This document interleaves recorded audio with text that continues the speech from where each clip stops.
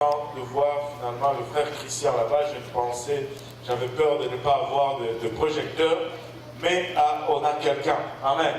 Ma famille étant absente aujourd'hui, la sœur Jolie ne se sent pas vraiment très bien. Elle a des douleurs au cou et l'autre qui pouvait conduire, Sifan, il a 2 examens intenses demain, donc ils sont confinés à la maison. Mais le Seigneur est là. Alléluia. Donc j'ai manqué mon garde projecteur. Alléluia. Aujourd'hui, je me suis senti comme un star. On dit non, une star. C'est une star. Même si je suis masculin. Ok. Alléluia. Et je veux dire que la fille du frère Boaz est sortie de l'hôpital aujourd'hui.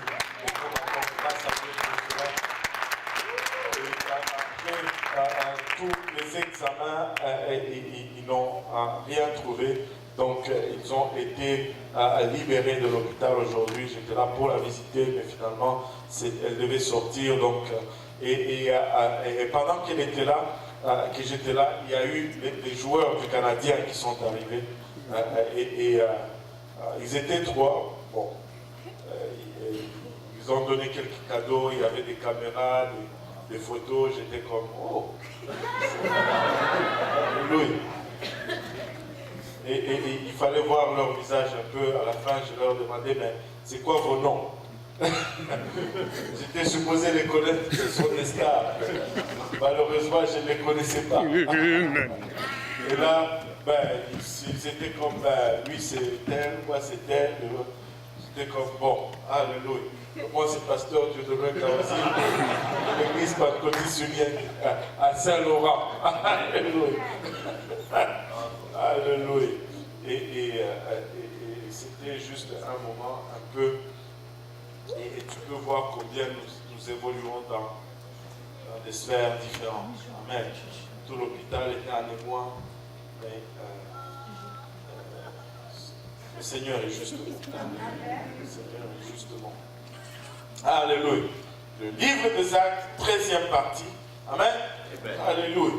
Maintenant, nous avons commencé cette étude extensive il y a un petit bout de temps, mais nous avons remarqué dans les 2 dernières leçons que dans le livre des Actes, il n'est pas seulement question des prédicateurs étoiles ou des prédicateurs superstars ou des prédicateurs populaires ou connus avec un grand titre. En fait, en grande partie, il est question de chrétiens ordinaires, et tout le monde dit chrétiens ordinaires, qui sont des témoins de Jésus partout où ils vont. C'est des gens ordinaires, mais partout où ils vont aller, ils vont témoigner Christ et Jésus va les utiliser parce qu'ils témoignent de Jésus-Christ.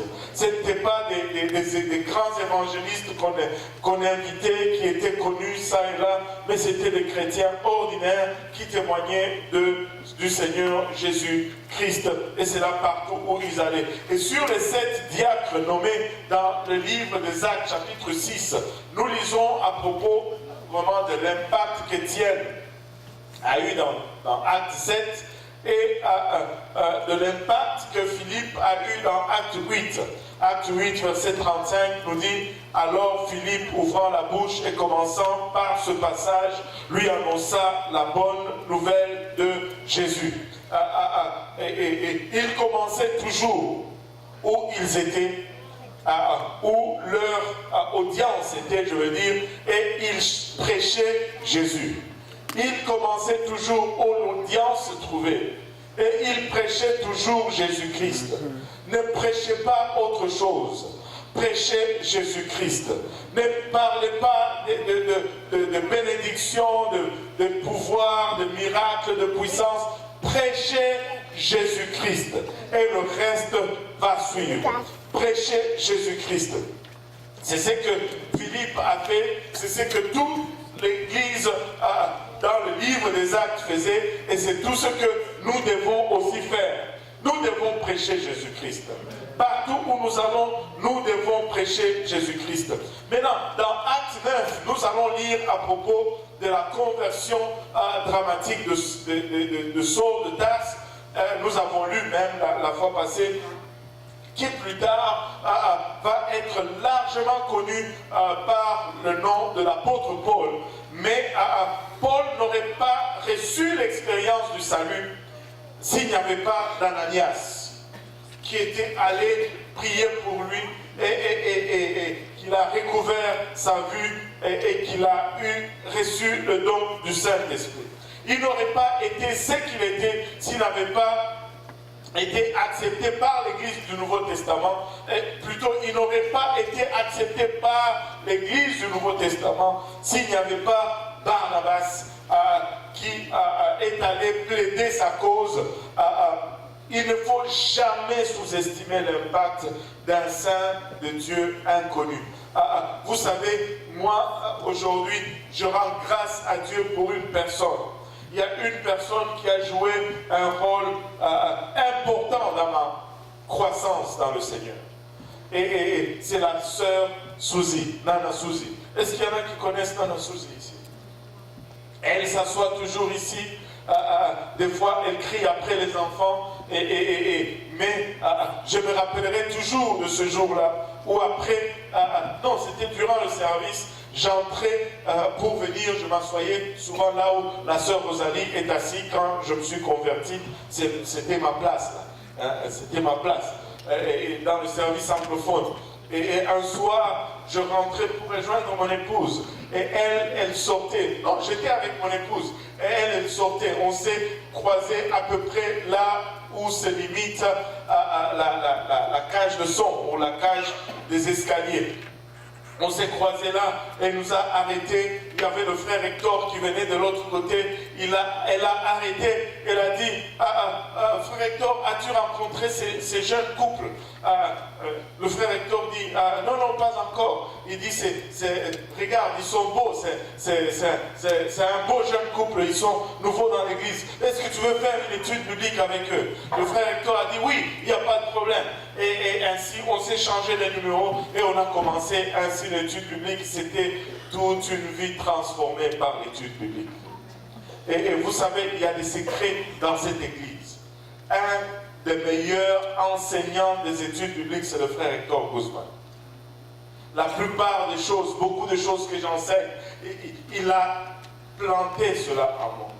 Ma façon d'enseigner a été influencée par sa façon. C'est un enseignant extraordinaire des études. Vous ne saviez pas ça, n'est-ce pas? Voilà, maintenant vous le savez. Alléluia. Elle n'a jamais prêché, la sœur Suzy, mais elle a influencé ma vie et le service que je rends au Seigneur. Il ne faut jamais sous-estimer l'influence d'un chrétien inconnu. Tu n'as pas besoin d'être connu pour influencer quelqu'un dans sa marche avec le Seigneur. Amen. Alléluia. Regardez Actes 9, 17. Ananias sortit et lorsqu'il fut arrivé dans la maison, il imposa les mains à Saul en disant, Saul, mon frère, le Seigneur Jésus qui t'est apparu sur le chemin par lequel tu venais, m'a envoyé pour que tu recouvres la vue et que tu sois rempli du Saint-Esprit. Ananias n'est plus cité vraiment après ce temps-là, mais il a eu une influence extraordinaire dans la vie de Paul. Regardez Actes 9, le verset 27. Alors Barnabas l'ayant pris avec lui, alors que les autres le fouillaient, le repoussaient, Barnabas l'ayant pris avec lui, le conduisit vers les apôtres et leur raconta comment sur le chemin Saul avait vu le Seigneur qui lui avait parlé, et comme à Damas il avait prêché franchement au nom de Jésus. Ça prenait Barnabas pour introduire Saul aux autres chrétiens afin qu'il soit accepté aux chrétiens de Jérusalem. Sinon, on ne se rappelait que de ses ravages. Paul est devenu essentiellement le personnage principal pour le reste du livre des Actes. Mais regardons encore le ministère de Pierre pour un moment. Maintenant, bien que Pierre n'est pas aussi dominant, n'est pas aussi prééminent que Paul dans le livre des Actes, mais est-il que Pierre associé à toutes les grandes transitions dans le livre des Actes. C'est-à-dire, lorsque l'évangile devait être prêché aux Juifs, c'était Pierre qui était le premier à faire. Lorsque l'évangile devait être prêché aux gentils, c'était Pierre qui devait être là. Et pour la réception du Saint-Esprit chez les Samaritains, Pierre devait intervenir. Pierre a intervenu dans les grandes transitions de la parole, plutôt de l'évangile, dans le livre des Actes. Pourquoi cela? Parce que c'est lui qui utilisait les clés pour atteindre les Juifs dans Acte 2, les Samaritains dans Acte 8 et les gentils dans Acte 10. Regardez ceci, à Acte 9, verset 32. Acte 9, verset 32. Est-ce que quelqu'un peut... il n'y a personne qui a un micro, je vais le lire. Quand Pierre visitait toutes les saints, il descendit aussi vers ceux qui demeuraient à Lydde. Il y trouva un homme nommé Aîné, couché sur un lit depuis 8 ans. Waouh! 8 ans couché sur un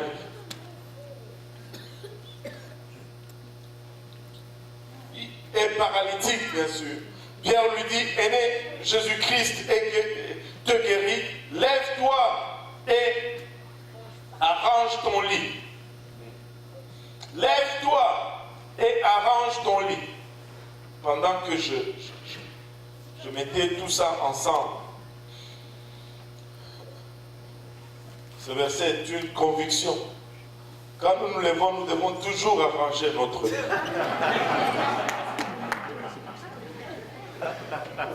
Je me suis repenti dans mon bureau tout à l'heure.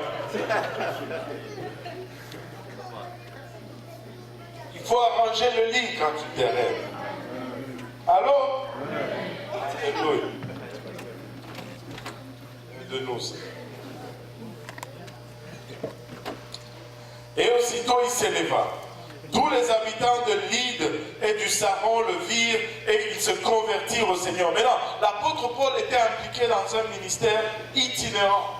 Pas qu'il était itinérant ou qu'il faisait le ministère des itinérants que nous faisons. Non, son ministère l'amenait à se déplacer constamment. Qu'il avait amené à Lydde, une ville largement païenne, à environ 40 km de Jérusalem. La zone avait été évangélisée par les disciples qui avaient été dispersés par la persécution, comme nous l'avons vu en début du chapitre 8. Et Pierre est allé y rejoindre, Pierre est allé les y rejoindre. Si nous regardons à 8, 25, il a passé de nombreux villages, mais on ne va pas mettre l'écriture. Nul doute que Philippe, l'évangéliste, avait également son ministère dans toute la région, parce que Acte 8, 40 nous dit qu'il allait dans toutes les villes de la région et Dieu travaillait avec eux. Il s'est déplacé et il prêchait l'évangile partout où ils allaient. Regardez, on va faire une longue lecture ici, à Acte chapitre 9, verset 36 à 43. La Bible nous dit qu'il y avait à Joppé parmi les disciples une femme nommée Tabitha, et ce qui signifie Dorcas. Elle faisait beaucoup de bonnes œuvres et d'aumônes. Elle tomba malade en ce temps-là et mourut. Après l'avoir lavée, on la déposa dans une chambre haute. Et comme Lydde est près de Joppé, les disciples ayant appris que Pierre s'y trouvait, envoyèrent 2 hommes vers lui pour le prier de venir chez eux sans tarder. Pierre se leva et partit avec ses hommes. Lorsqu'il fut arrivé, on le conduisit dans la chambre haute. Toutes les veuves l'entourèrent en pleurant et lui montrèrent les tuniques et les vêtements que faisait Dorcas pendant qu'elle était avec elle. Pierre fit sortir tout le monde, se mit à genoux et pria, puis se tourna vers le corps. Il dit, Tabitha, lève-toi. Elle ouvrit les yeux et ayant vu Pierre, elle s'assit. Il lui donna la main et la fit lever. Il appela ensuite les saints et les veuves et la leur présentant vivante. Cela fut connu de tout Joppé et beaucoup crurent au Seigneur. Pierre demeura quelque temps à Joppé chez un corroyeur nommé Simon. Et voilà l'histoire qui a amené Pierre à Joppé. Et quand tu lis le livre des Actes de foi, tu te tu t'arrêtes sur certains événements qui nous impactent, qui nous influencent. Mais c'est bon de voir les détails que c'était une suite d'événements normales. Ce n'était pas des choses calculées, mais il vivait toujours seulement d'un événement à un autre, d'une situation à un autre, et Dieu faisait ce qu'il était en train de faire. Pierre, c'est parce qu'il a été appelé à cause de la mort de Tabitha qu'il s'est retrouvé là, en cet endroit. Et c'est alors qu'il était à Joppé. Certains, les écrits modernes appellent Joppé Jaffa. Était situé sur le bord de la mer, à 10 000 ou 17 km au-delà de l'île. C'est là que le prophète Jonas, qu'on connaît bien, avait embarqué lorsqu'il essayait de fuir loin de Dieu. Jonas est allé à Joppé pour éviter d'aller vers le païen, mais à Joppé, Pierre a reçu son appel pour aller vers le païen. Coïncidence, je ne sais pas, mais Dieu, des fois, il fait des choses pour laisser des indices, ça et là. Parce que Jonas avait désobéi à Dieu, le Seigneur avait envoyé une tempête qui a poussé le marin païen à craindre. Et parce que Pierre a obéi au Seigneur, Dieu a envoyé le vent de l'esprit qui a causé le païen à se réjouir. Mais quel contraste entre l'Ancien et le Nouveau Testament. Quel contraste entre Pierre et Jonas. Quel contraste entre le Saint-Esprit, le vent qui a soufflé sur le païen pour leur donner la vie éternelle, et le vent qui a secoué la mer et qui a donné une grosse tempête qui a fait que Jonas soit débarqué de la barque. Pierre était en Joppé en mission divine pour plusieurs raisons. Lorsque Dorcas est mort, et le croyant de la ville avait immédiatement envoyé pour qu'on aille le chercher. Jusqu'à ce point, il n'y a rien, absolument rien, qui indique que l'un des apôtres aurait ressuscité les morts. Mais ils avaient la foi dans les paroles de Jésus-Christ à ses disciples. Vous savez, Pierre n'avait vu aucun autre apôtre ressusciter un mort. Il n'y avait aucune indication qui pouvait l'encourager et lui dire « Vas-y et prie, regarde ce qui s'est passé ». Mais il n'avait que la promesse de Jésus-Christ dans Jean 14, 12, qui dit en vérité, je vous le dis, celui qui croit en moi verra aussi les œuvres que je fais et il en fera de plus grandes parce que je m'en vais au Père. Et c'est tout ce qu'il avait. Et ça a toujours été la volonté de Dieu que d'avoir les païens dans son église. Mais le croyant juif, qui était déjà sauvé, n'avait pas cette bonne état d'esprit, n'avait pas cette bonne prédisposition. Peut-être qu'ils étaient tellement occupés à essayer de garder l'église sainte qu'ils ne pensaient pas à tendre la main à ceux qui étaient au dehors ou à ceux qui étaient différents d'eux. Mais ça ne dérangeait pas Dieu de gâcher un peu leur église, de troubler un peu leur église pour que des âmes soient sauvées. Vous savez, le réveil n'est pas ordonné. Le réveil va amener du désordre.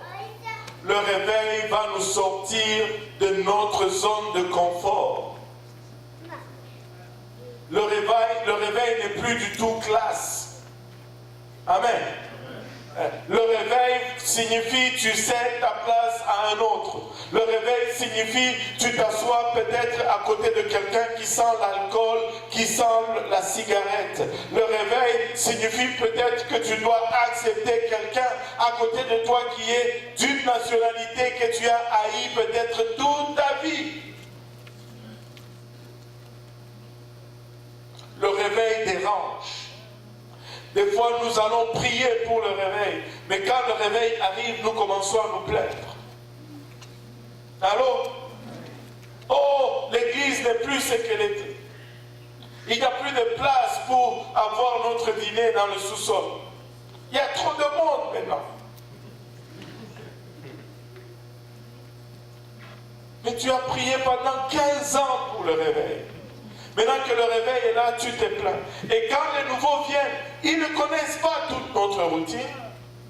Ils ne savent pas qu'il ne faut pas mâcher de la gomme dans le sanctuaire. Ils sont nouveaux pour l'amour du réveil.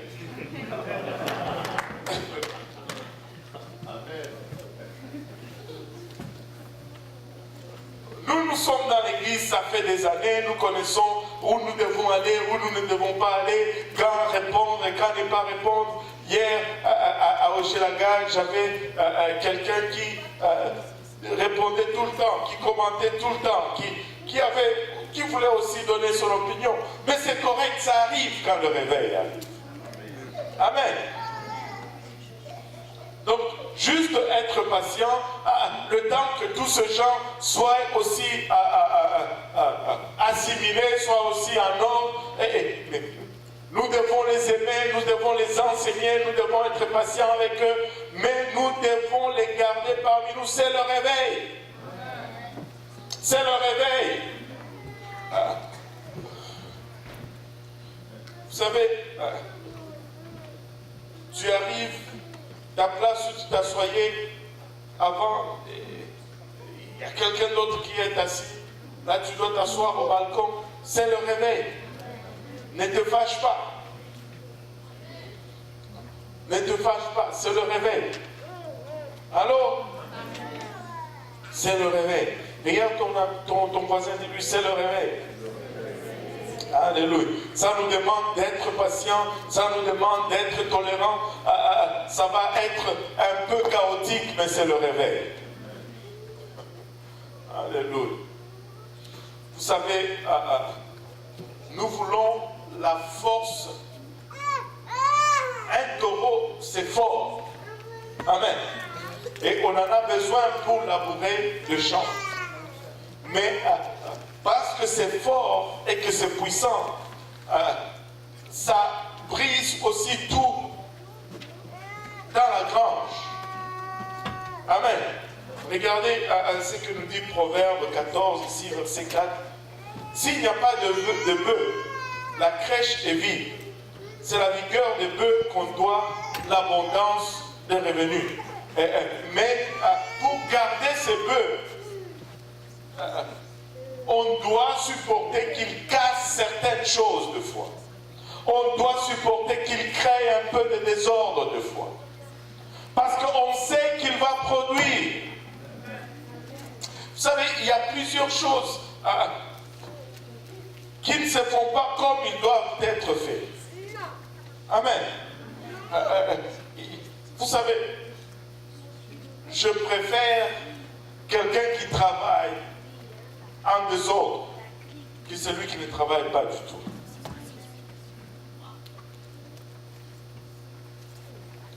Je préfère quelqu'un qui travaille en désordre que celui qui ne travaille pas du tout. Mieux vaut essayer encore de contrôler un feu que d'allumer un feu. Quand j'étais nouveau dans mon travail, j'avais mon chef de groupe, je l'appelais grand chef. Après, c'est lui qui m'appelait grand chef. J'étais nouveau dans le boulot et le travail que je faisais impliquait des pièces très chères. C'était des pièces de l'avion. Donc, quand tu faisais une erreur, de fois, ça coûtait, c'était cher. Un jour, je devais installer une commande de contrôle du train d'atterrissage avant. Et j'ai fait une erreur qui était réparable, j'étais nouveau, mais tu sais, quand on te donne la pièce, on te dit que cette pièce, elle coûte déjà 60 000 $. Tu commences déjà à trembler quand tu es nouveau. Maintenant, pour l'installer, waouh, c'est plus que mon salaire annuel. Et là, j'ai fait cette erreur, je suis allé voir le grand chef, je lui ai dit, grand chef, je suis vraiment désolé, j'ai fait une erreur avec le nose wheel steering. Et puis le grand chef m'a regardé et me dit, il n'y a pas de problème, tu donnais. Seulement ceux qui ne travaillent pas ne font pas d'erreur. Mais ceux qui travaillent, ils font toujours des erreurs. Écoutez, je suis sorti de là soulagé. Toute la pression est sortie. Écoute, c'est pas grave de faire des erreurs. Du temps qu'on travaille et qu'on apprend de ces erreurs et qu'on avance. Mais ceux qui ne font pas d'erreurs et qui sont toujours là à critiquer ceux qui font des erreurs, tu vas remarquer que très souvent, eux-mêmes, ils ne font rien. Ils ne font rien. C'est pourquoi ils n'ont pas d'erreur. Si tu travailles, tu vas faire des erreurs. Il faut, alléluia, sortir. Il faut travailler. On va faire des erreurs, mais on va travailler. Amen. Alléluia. C'était 10 ans. Acte 10. Acte 10. Je ne sais pas si c'est une coïncidence. Est en train d'arriver 10 ans après Acte 2. 10 ans. C'était 10 ans après le jour de la Pentecôte. Et ils commençaient tout juste à se déplacer hors de leur zone de confort, vers les Samaritains. Et si il n'y avait pas eu une intervention divine directe, ça aurait probablement pris une autre dizaine d'années de réflexion, juste pour commencer à penser même à tendre la main vers les nations païennes. 10 ans. Quand on lit, on pense que c'est arrivé peut-être 2 semaines après, mais 10 ans par après. Regardez toutes ces promesses que l'Église primitive avait, mais qui n'ont pas pu allumer leur lanterne, si je peux utiliser ce terme. Regardez Genèse 22, 18. Genèse 22, 18, est-ce que quelqu'un peut lire Genèse 22, 18 à haute voix? Les nations de la terre seront bénies en ta postérité parce que tu as obéi à ma voix. Toutes les nations de la terre seront bénies en ta postérité. L'Église primitive, l'Église du livre des Actes 2 avait cette promesse. Toutes les nations, pas seulement la nation juive, toutes les nations de la terre seront bénies en ta postérité. Mais cela leur est passé par-dessus la tête. Regardez Ésaïe 46, verset 6. Il dit, c'est peu que tu sois mon serviteur pour relever les tribus de Jacob et pour ramener les restes d'Israël. Je t'établis pour être la lumière des nations. La lumière des nations. Alléluia. Pour porter mon salut jusqu'aux extrémités de la terre. Jusqu'aux extrémités de la terre. Encore une fois, ils avaient Ésaïe 49, 6. Mais ils n'osaient pas aller chez les Samaritains. Ça a pris 10 ans pour qu'ils commencent à bouger. Regardez Ésaïe 60, versets 1 à 3. Lève-toi, sois éclairé car ta lumière arrive, et la gloire de l'Éternel se lève sur toi. Voici les ténèbres couvrent la terre et l'obscurité les peuples. Mais sur toi l'Éternel se lève, sur toi sa gloire apparaît. Les nations marchent à ta lumière. Les nations marchent à ta lumière. Et des rois à la clarté de tes rayons. Et des rois à la clarté de tes rayons. Il était clair pour le peuple juif que ce qu'ils avaient reçu comme salut, comme bénédiction, n'était pas restrictif à eux seulement. Ça devait aller à toutes les nations. Ils avaient tout ceci. Mais ils n'y voyaient que du feu.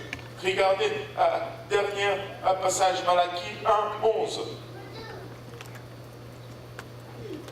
Car depuis les levées du soleil jusqu'à son couchant, mon nom est grand parmi les nations, et en tout lieu on brûle de l'encens en l'honneur de mon nom, et l'on présente des offrandes pures, car grand est mon nom parmi les nations, dit l'Éternel des armées. Grand est mon nom parmi les nations, mon nom est grand parmi les nations, en tout lieu on brûle de l'encens en l'honneur de mon nom. Encore une fois, les nations, les nations, les nations, ils avaient ces promesses, mais ils ne s'en rendaient même pas compte. Ils étaient confinés entre eux. Le salut, c'est juste pour nous. Nous sommes confortables entre nous-mêmes. Comment est-ce possible que l'Église n'ait pas vu ces promesses?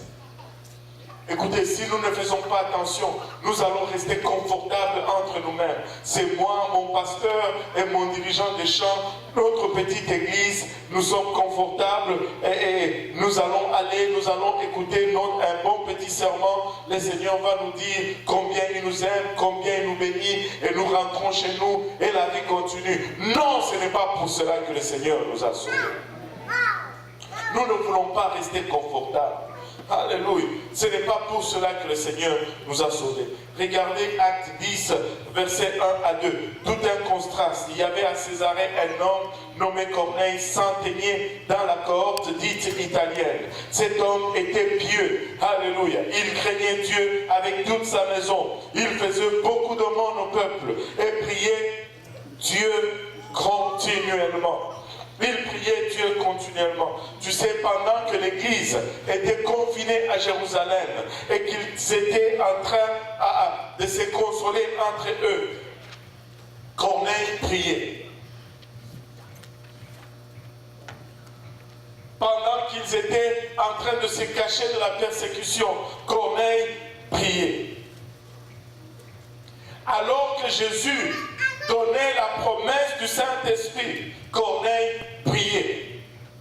Alors que les disciples regardaient le Seigneur monter au ciel, Corneille priait. Alors que les 11 étaient en train de choisir Matthias pour prendre la place de Judas, qu'est-ce que faisait Corneille? Il priait. Alléluia. Il priait. Alors que les croyants attendaient ensemble dans la chambre haute, Corneille priait. Alors que le Saint-Esprit était versé et qu'ils parlaient tous en langue, Corneille priait. Alors que Pierre prêchait son sermon le jour de la Pentecôte, Corneille priait. Alors que 3000 étaient ajoutés à l'église et qu'ils étaient tous baptisés au nom de Jésus-Christ, Corneille, il priait. Alors que l'homme boiteux sautait et dansait dans le temple, Corneille priait. Alors que Pierre et Jean se défendaient leur cause devant le conseil, Corneille priait. Alors qu'Ananias et Saphira mentaient au Saint-Esprit, Corneille priait. Alors que les apôtres étaient persécutés, arrêtés, emprisonnés et battus, Corneille priait. Alors que l'endroit où l'église s'était rassemblée pour la prière était secoué, Corneille priait. Et il ne ressentait peut-être rien, mais il priait. Alléluia. Alors que 7 diacres étaient nommés et qu'ils ont commencé à servir l'église, Corneille priait.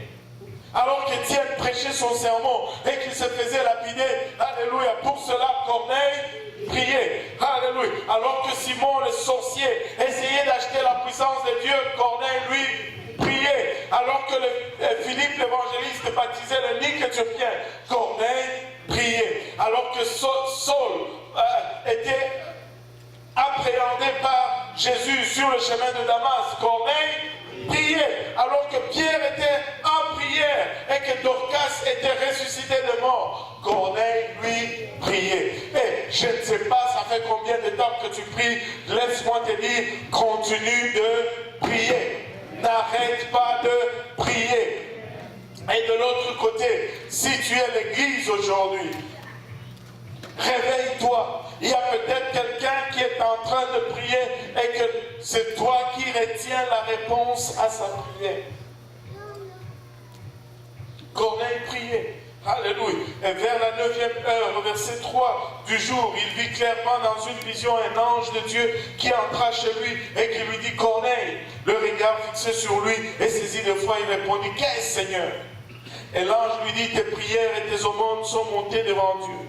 Il s'en est souvenu. Envoie maintenant des hommes à Joppé et fait venir Simon, surnommé Pierre. Il est logé chez un certain Simon Corroyeur, dont la maison est près de la mer. J'ai mis expressement un espace vide et 3 points de suspension pour dire à l'église qu'il y a quelques paroles qui manquent dans ce passage, dans la version seconde normale que nous avons. Parce qu'il est clair qu'il continue en disant, il te dira ce qu'il faut que tu fasses. Amen. Je ne sais pas si dans votre version cela s'y trouve, mais dans la plupart des versions, ce passage est absent.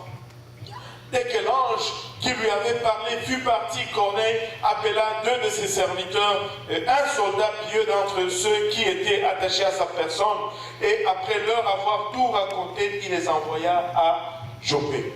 Et les voici encore en train de partir à Joppé, la même place où Jonas avait fui pour ne pas aller prêcher chez les païens. La même place où Pierre a été appelé pour aller ressusciter Lydie. Plutôt, ressusciter Tabitha à Lyde. Joppé. Corneille les envoie. Maintenant, dans le cas de l'eunuque éthiopien, un ange est apparu au prédicateur et l'a envoyé à l'âne qui avait soif. Mais dans le cas de Corneille, l'ange apparaît à l'âne qui a soif et lui dit d'envoyer quelqu'un pour amener le prédicateur. Mais dans les 2 cas, le travail de l'ange était simplement de rapprocher les 2 hommes, c'est-à-dire le prédicateur et l'âme qui doit recevoir la prédication. Dans les 2 cas, l'ange n'a pas prêché l'évangile, mais il n'a fait que établir un contact entre la source et le destinataire. Pourquoi cela? Parce qu'un ange ne peut pas prêcher l'évangile. Seuls les êtres humains prêchent l'évangile. Seul un homme peut prêcher l'évangile. Regardez 1 Pierre 1, verset 12. Il leur fut révélé que ce n'était pas pour eux-mêmes, mais pour vous, qu'ils étaient les dispensateurs de ces choses, que vous ont annoncé maintenant ceux qui vous ont prêché l'évangile par le Saint-Esprit envoyé du ciel et dans lequel les anges désirent plonger leur regard. Il leur fut révélé, ces gens qui voulaient sonder l'époque qui était marquée par l'Esprit de Christ, que ce n'était pas pour eux, mais qu'ils étaient les dispensateurs de ces choses que vous ont annoncé maintenant ceux qui ont prêché l'évangile, c'est-à-dire les apôtres, par le Saint-Esprit du ciel et dans lequel les anges désirent tout simplement plonger un regard. Les anges veulent, ils disent, même si on ne peut pas prêcher, pouvons-nous au moins regarder seulement. Mais nous avons ce privilège. Mais des fois, nous ne réalisons même pas combien cela est important. Corneille était très religieux. Corneille était très religieux, très pieux. Mais il n'était pas sauvé. Si Corneille vivait à notre époque, je le dis toujours, selon les standards et la façon que notre monde, non seulement le monde non chrétien, mais je parle de chrétiens aujourd'hui. Si Corneille était parmi nous, on allait le nommer prophète, peut-être pas prophète double portion, mais on allait probablement le nommer prophète double vision. Parce qu'il voit les anges. Et on est fasciné par ces choses. Il a vu un ange. On n'allait pouvoir rien dire à Corneille s'il vivait à notre époque. Tu vas lui prêcher l'évangile, il dit, mais qu'est-ce que tu veux me dire? Moi j'ai vu un ange face à face.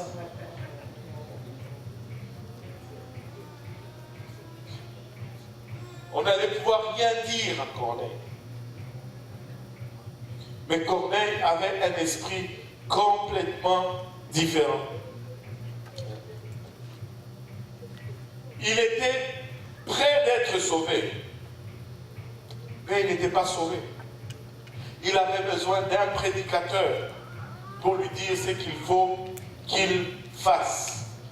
Donc, même si il avait vu un ange, il fallait qu'il fasse quelque chose. Même si, vous savez, Corneille reçoit ce témoignage, non d'un homme, mais de la Bible, que ses prières étaient entendues. Deux fois entre nous. Hein. Nous ne sommes même pas sûrs que nos prières sont arrivées. Alors, des fois nous prions, mais nous sommes là. Ah, est-ce que vraiment c'est arrivé?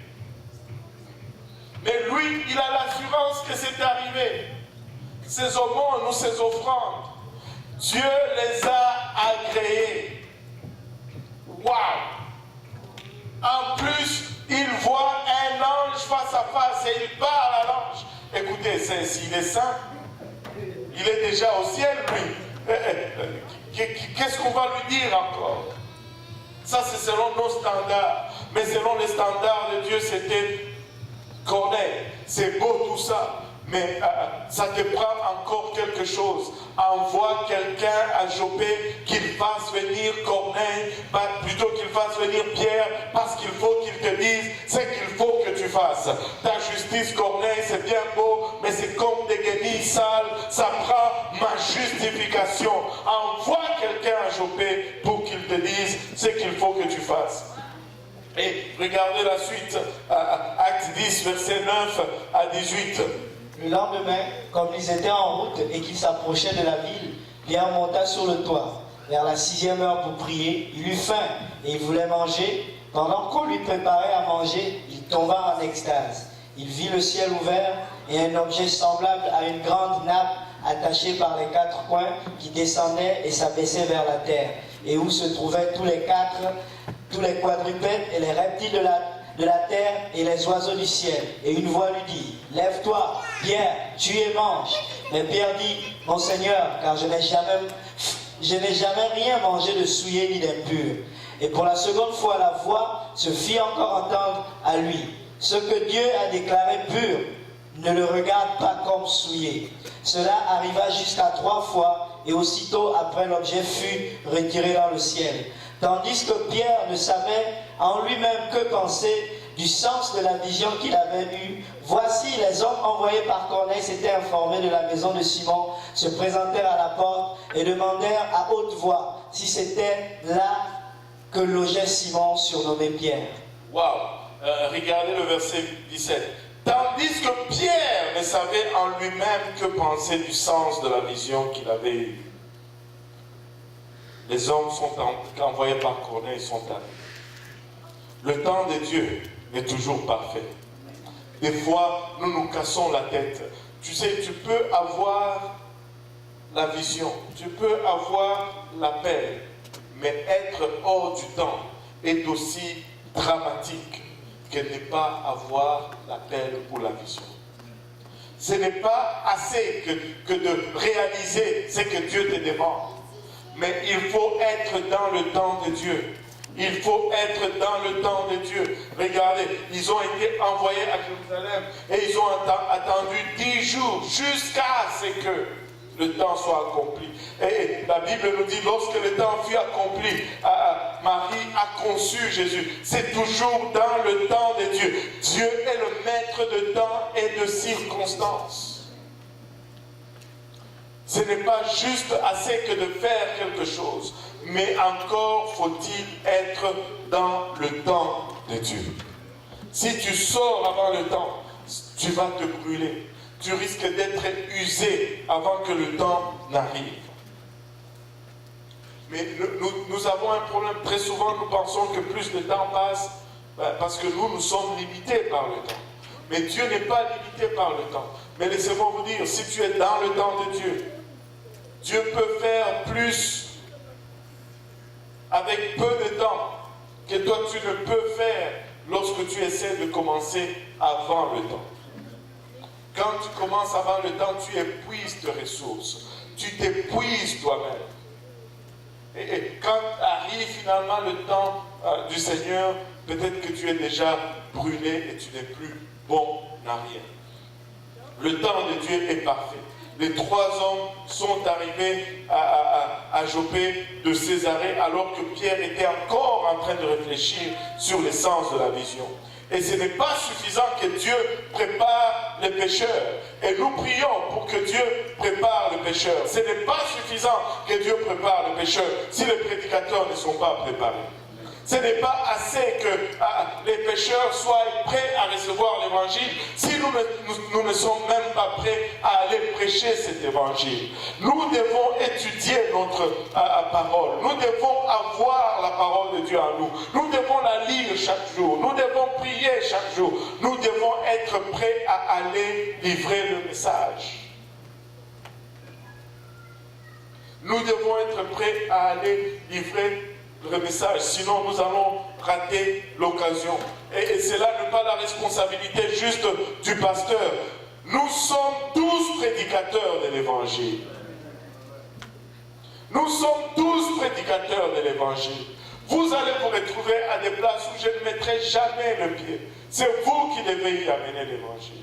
Vous allez rencontrer des gens que moi je ne vais jamais rencontrer dans ma vie. C'est vous qui devez leur amener l'évangile. Nous devons être prêts tous les jours. Amen. Regardez 2 Corinthiens 3, 2 à 6. C'est vous qui êtes notre lettre écrite dans nos cœurs, connue et lue de tous les hommes. Vous êtes notre lettre. Vous êtes notre lettre. Vous êtes manifestement une lettre de Christ écrite par notre ministère, non avec de l'encre, mais avec l'Esprit du Dieu vivant. Non sur les tables de pierre, mais sur les tables de chair, sur les cœurs. Cette assurance-là, nous l'avons par Christ auprès de Dieu. Ce n'est pas à dire que nous soyons par nous-mêmes capables de concevoir quelque chose comme venant de nous-mêmes. Notre capacité, au contraire, vient de Dieu. Il nous a aussi rendus capables d'être ministres d'une nouvelle alliance, non de la lettre, mais de l'esprit, car la lettre tue, mais l'esprit vivifie. Mais l'esprit vivifie. Alléluia. Nous sommes tous des lettres. Nous sommes tous des lettres et partout où nous allons, il faut que les gens soient capables de lire à travers nous cet évangile de Jésus-Christ. Amen. Alléluia. Si moindrement vous êtes constant et régulier à l'église, vous devez être capable de prêcher l'évangile. Et je me rappelle toujours, on était au Congo avec le frère Stéphane, le frère Silvio, et ces gars-là, chaque jour, ils sortaient le matin vers 9h, ils partaient, ils allaient dans des coins, même là où moi-même je n'ai pas été. Il y a des transports spéciaux sur la moto. Et tu pouvais voir une moto avec 2 noirs et 1 blanc aller dans les quartiers perdus du Congo, à Kalebuka. Juste par le nom du quartier, tu sais que c'était un quartier misérable. Et quand la moto passait là, tous les enfants du quartier suivaient en arrière. Moussoungou, Moussoungou, pour dire le blanc, le blanc.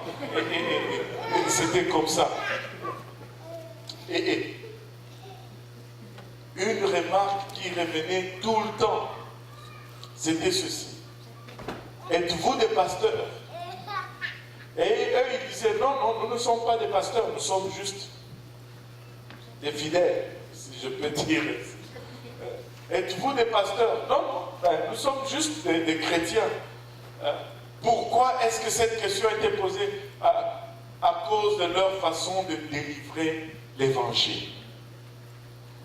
On a tendance à penser que seulement... Non, nous pouvons tous prêcher l'évangile. Amen. Nous pouvons tous prêcher l'évangile. Alors, maintenant, juste une question. Alors, pourquoi l'ange a-t-il demandé à Corneille d'envoyer chercher Pierre, qui était à 48 km à Joppé, alors que Philippe, l'évangéliste, était déjà là à Césarée? Philippe était en Césarée. Mais l'ange lui dit, va chercher Pierre. Alléluia. À Joppé, 48 km. Parce que c'était Pierre et non Philippe qui avait reçu la clé. Il avait la clé. Alléluia. Il avait plutôt les clés du royaume. Et c'était nécessaire pour chaque groupe de personnes spécifiées dans Actes 1:8 que cette bonne nouvelle sera prêchée en commençant par Jérusalem, dans la Judée, dans la Samarie et jusqu'aux extrémités de la terre. Et les groupes spécifiques étaient donnés et Pierre l'a fait spécifiquement de la même chose. Alléluia.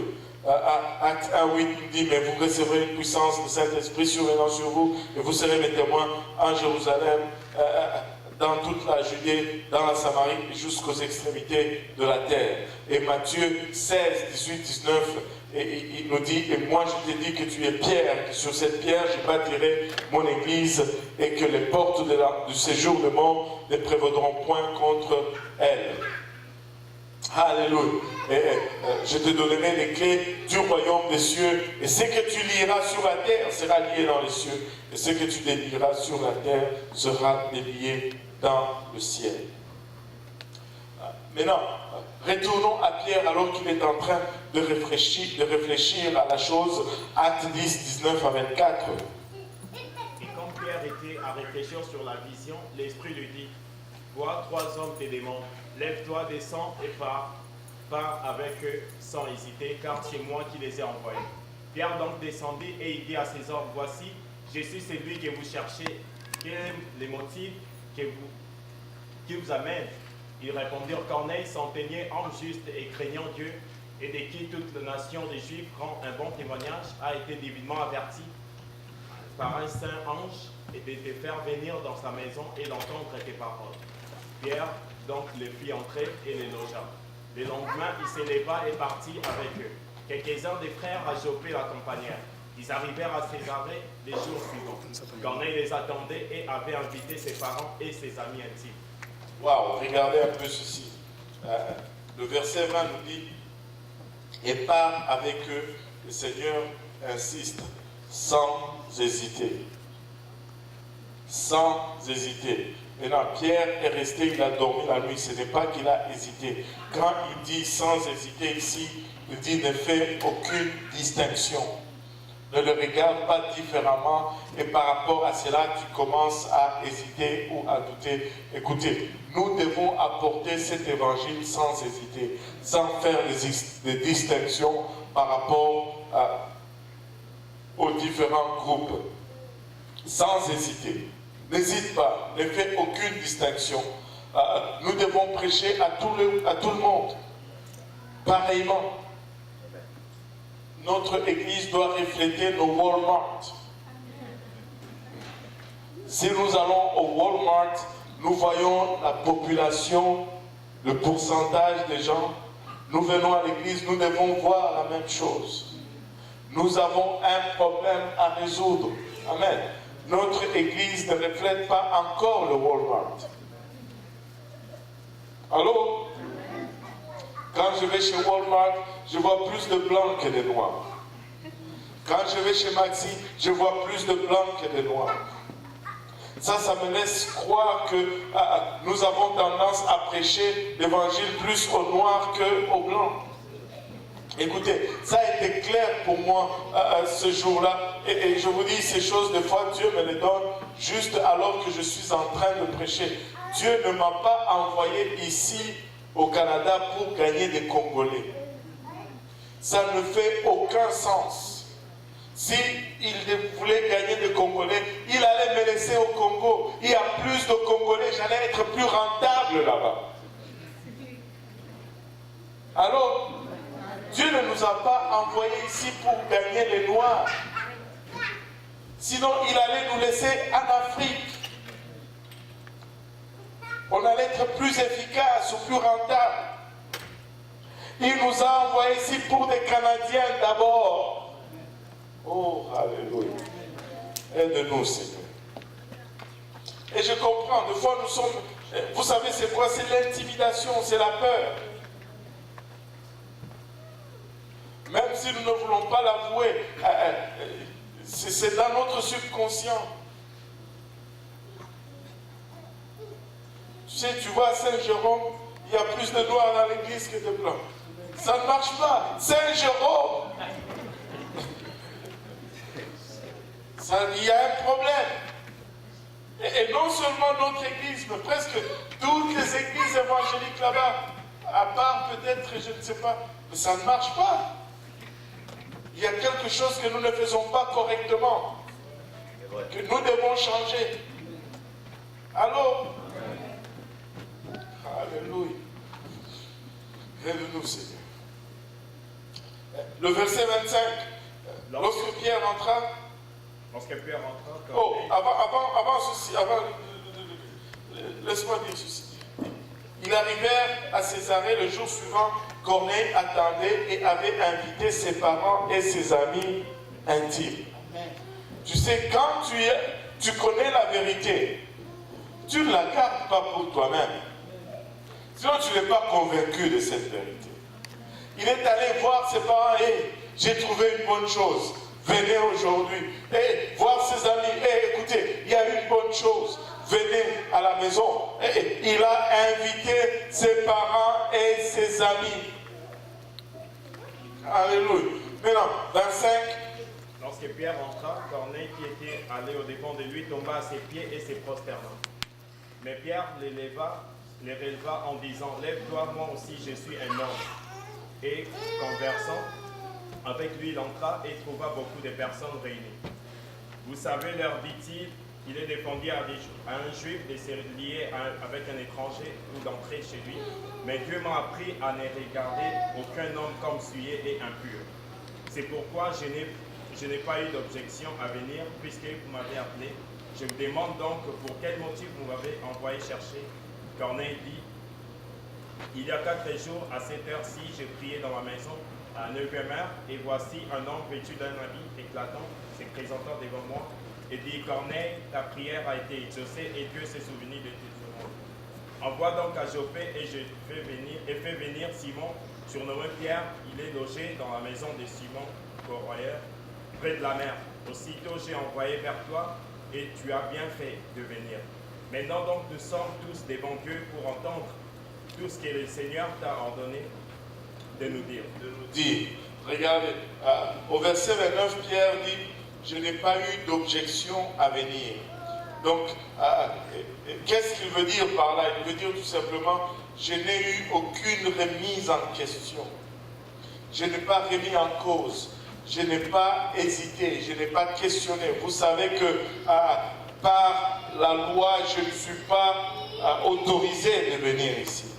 Mais quand la demande m'a été faite, je n'ai pas remis cela en cause suite à la loi. Je suis venu. Regardez. Corneille dit, aussitôt, j'ai envoyé vers toi. Corneille n'a pas attendu non plus pour voir qu'est-ce qu'on va faire avec ce que l'ange nous a dit. Pensons un peu.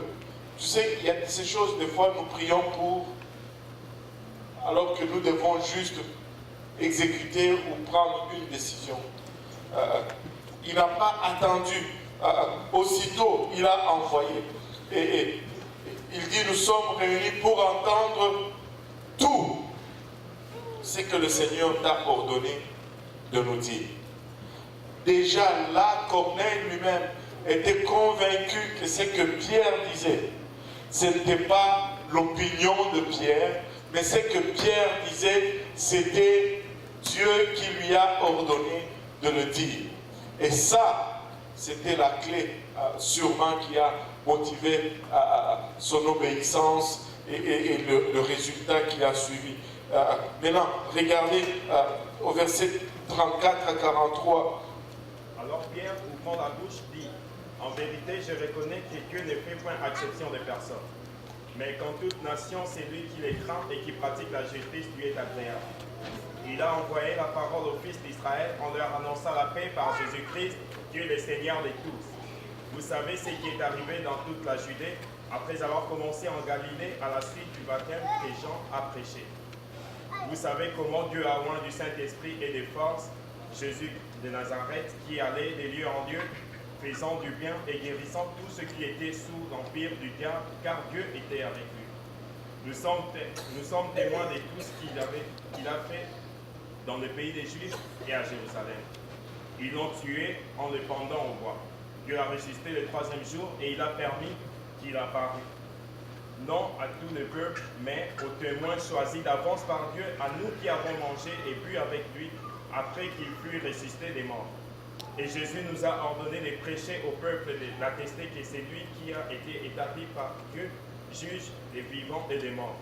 Tous les prophètes rendent de lui témoignage que quiconque croit en lui reçoit par son nom les pardons des péchés. Comme Pierre prononçait encore ça. On va s'arrêter là, regardez ceci. Premièrement, Pierre, sa première exclamation, après avoir entendu le récit de Corneille, il dit, en vérité, je vois que Dieu ne fait point exception de personne. C'est étonnant de l'entendre dire cela, alors que le jour de la Pentecôte, son discours tendait à dire que Dieu ne fait point exception de personne.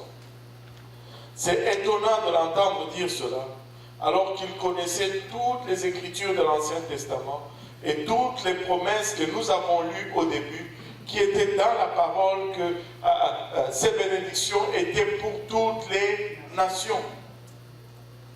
Mais néanmoins, il est là et il dit,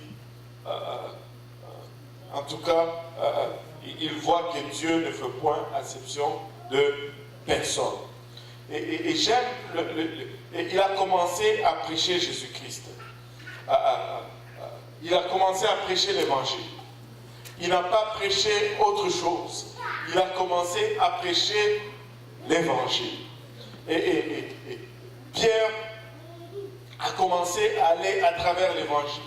Jésus est venu, selon les Écritures, il a fait des prodiges parmi nous, mais on l'a tué malgré cela. Et malgré qu'on l'a tué, Dieu l'a ressuscité le troisième jour. Et là, il a établi juge de tous les vivants, et nous en sommes, et des morts, et nous en sommes tous témoins.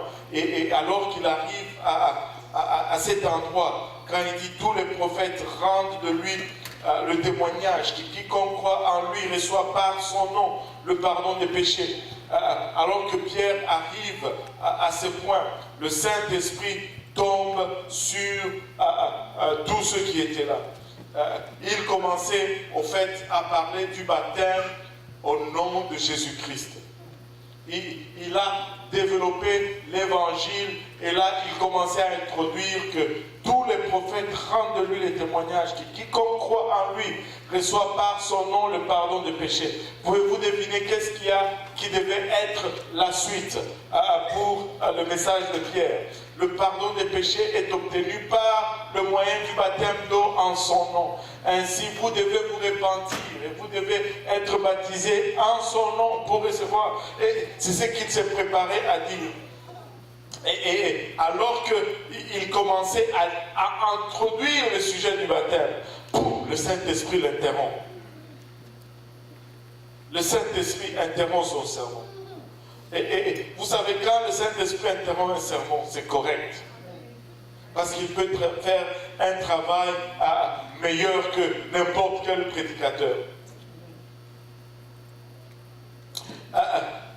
Cet événement, au fait, est notre, comment on dit, en termes juridiques, on dit jurisprudence. C'est-à-dire, est le cas auquel nous regardons. Pour les croyants qui reçoivent le Saint-Esprit avant qu'ils ne soient baptisés. Parce qu'il y a des gens qui vont recevoir le Saint-Esprit avant d'être baptisés. Et ils vont dire, ben, ce n'est pas vraiment nécessaire que je sois baptisé. Regardez, j'ai déjà le Saint-Esprit. Même si tu as reçu le Saint-Esprit, tu dois quand même être baptisé au nom de Jésus-Christ pour le pardon de tes péchés. Regardez 44-48. Comme Pierre prononçait encore ces mots, le Saint-Esprit descendit sur tous ceux qui écoutaient la parole. Tous les fidèles circoncis qui étaient venus avec Pierre furent étonnés de ce que du don du Saint-Esprit aussi était répandu sur les païens.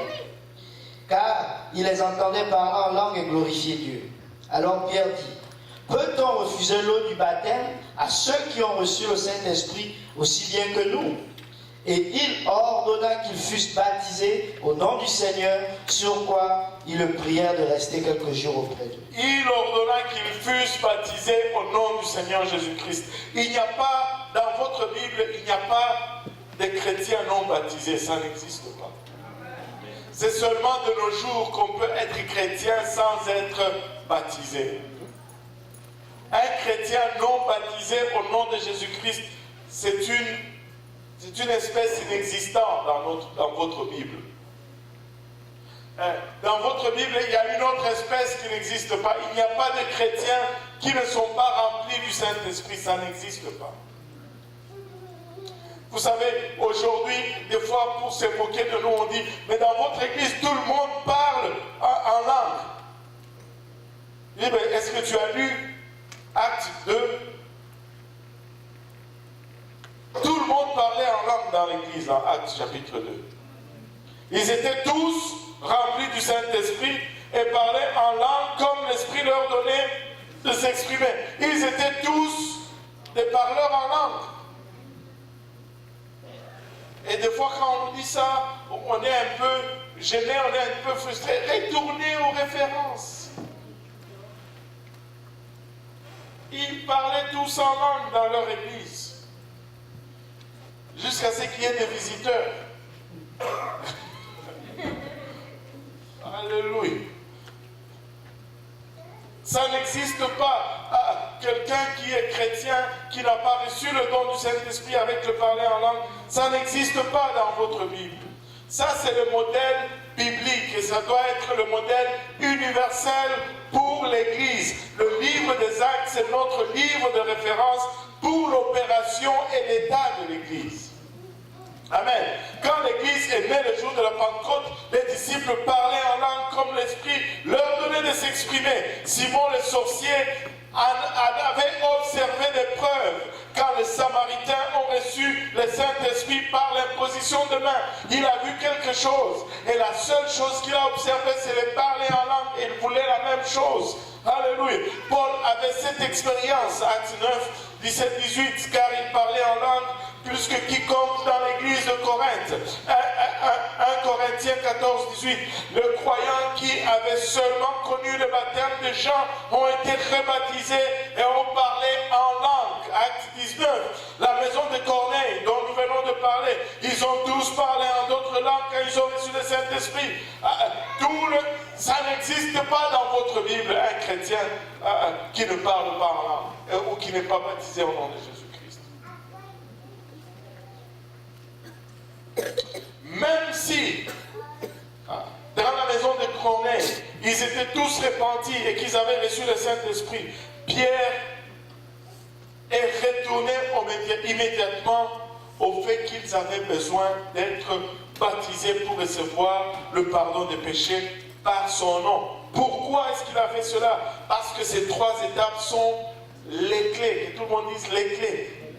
Dieu ne lui a pas dit je te donne la clé, il lui a dit je te donne les clés qu'il a utilisées le jour de la Pentecôte pour déverrouiller le salut pour les Juifs.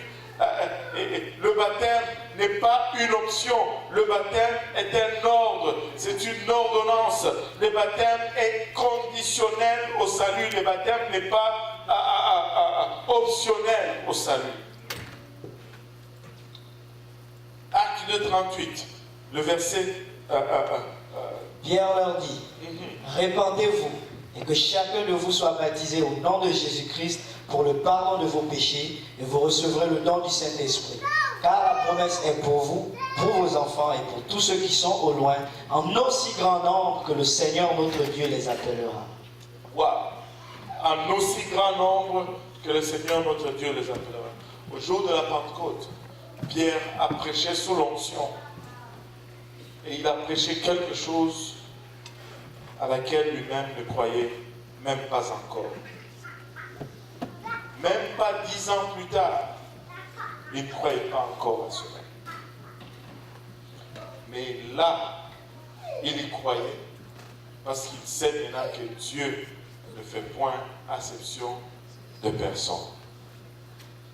Ça a pris à Pierre 10 ans pour sortir de la zone de confort et d'atteindre finalement les païens. Mais laissez-moi vous dire ceci, frères et sœurs. Nous n'avons plus le luxe que Pierre avait. Nous n'avons peut-être plus 10 ans devant nous. C'est maintenant que nous devons sortir. C'est maintenant que nous allons le faire. Dans mon message du dimanche, j'ai omis de mentionner une chose critique en ce qui concerne le temps et la crainte que les choses qui sont en train d'arriver en Israël aujourd'hui, que cela suscite. Vous savez, cette construction de l'ambassade des États-Unis à Jérusalem est arrivée exactement 70 ans après la naissance d'Israël. 70 ans. C'est une génération. Comment on dit en anglais, il dit 70 and 10, 70 ans, une génération. Et Jésus dit, la génération qui va voir le figuier fleurir, cette génération ne passera pas. Et la fin viendra. Nous n'avons peut-être plus 10 ans. Si nous devons évangéliser, c'est maintenant. Si nous allons sortir, c'est maintenant. Si nous allons vraiment nous investir dans l'œuvre, c'est maintenant. Si nous allons donner, c'est maintenant. Si nous allons faire, c'est maintenant. Écoutez, Jésus revient très bientôt. Il est à la porte. En levant tous ensemble, je ne sais pas s'il y a des questions, mais est-ce qu'il y a des questions? Alléluia. On va s'élever tous ensemble. On va élever nos voix vers le Seigneur.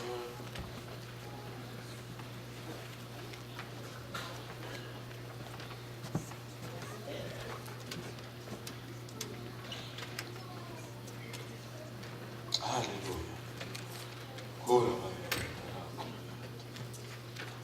Seigneur Jésus, nous te rendons grâce pour ton amour, ta bonté, ta fidélité.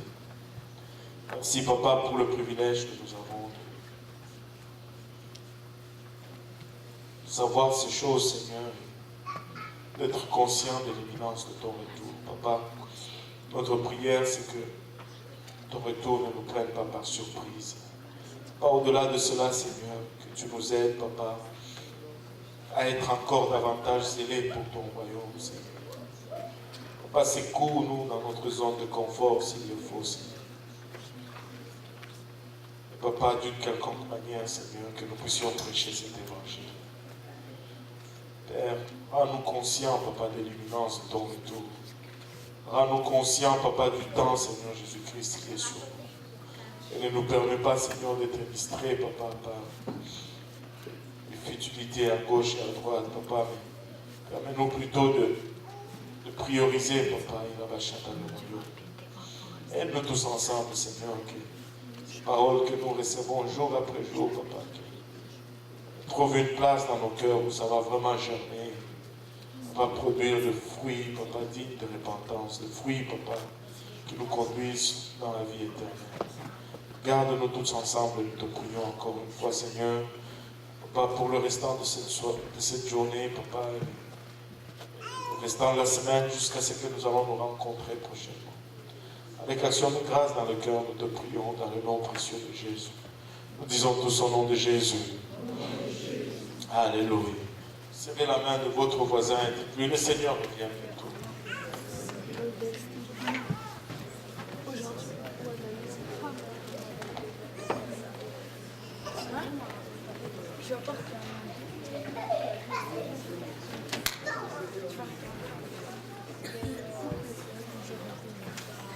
Et